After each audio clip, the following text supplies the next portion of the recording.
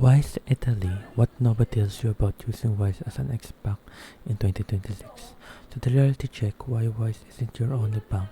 Non-Italian IBAN. Wise typically issue a Belgian IBAN, not an Italian one. That distinct matters more than you'd expect. The wall, most Italian employers and public bodies refuse non-Italian IBANs for salaries. The goal, treat Wise as your 30-day bridge while you tackle the mandatory process of opening a traditional Italian bank account. The power of bridge. Why you need Wise now?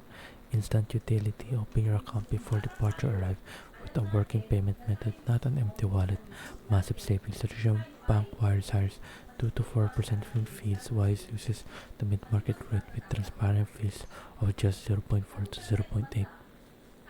Digital first. Skip Italian bureaucracy for your first week. Pay rent, groceries, and flight digital from day one. How to thrive.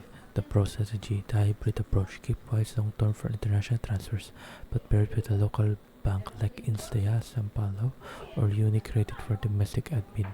Don't get scammed, always pay in EUR if a merchant on ATM offers to convert for you. Decline hidden markup of 5 to 8% will hit your wallet. Immediate access, add your digital card to Apple Pay or Google Wallet instantly upon arrival. Your 2025 action plan. Open Wise, use Wise, visit bank, keep both. Open an Italian bank account remotely, remaining largely impossible for foreigners. An in-person branch visit is non-negotiable.